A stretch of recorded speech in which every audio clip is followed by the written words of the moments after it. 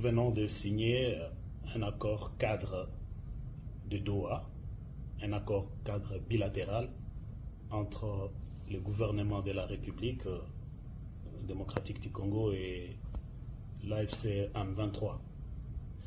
Cet accord que nous venons de signer contient 8 protocoles qui englobent les causes profondes des conflits.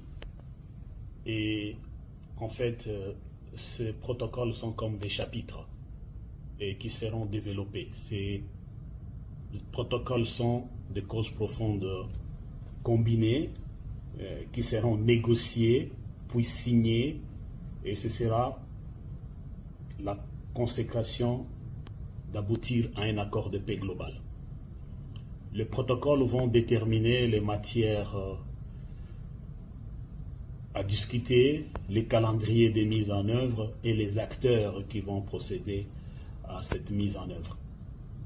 Dans cet accord cadre signé, il n'est assorti aucune clause contraignante, c'est-à-dire il n'y aura ni modification de la situation sur le terrain, ni aucune activité quelconque jusqu'à ce que le protocole soit débattu, négocié, discuté l'un après l'autre jusqu'à la conclusion finale d'un accord global de paix. Donc notre population peut patienter. Le chemin est encore long. Nous saisissons l'occasion pour remercier le président américain Donald Trump et les États-Unis, mais aussi l'émir du Qatar et le Qatar qui a parrainé ces pourparlers, qui en fait qui vient nous franchir une phase importante dans la résolution pacifique des conflits dans notre pays.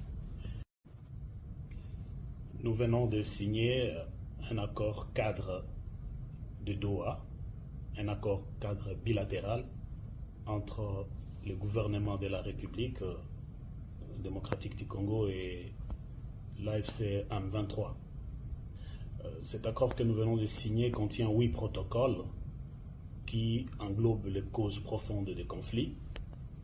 Et en fait, ces protocoles sont comme des chapitres et qui seront développés. Ces protocoles sont des causes profondes combinées qui seront négociées, puis signées, et ce sera la consécration d'aboutir à un accord de paix global. Les protocoles vont déterminer les matières à discuter, les calendriers de mise en œuvre et les acteurs qui vont procéder à cette mise en œuvre.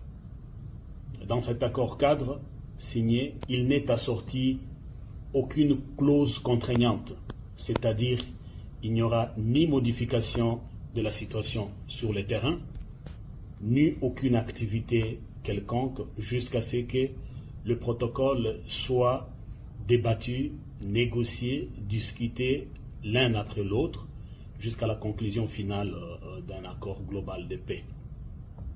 Donc notre population peut patienter. Le chemin est encore long.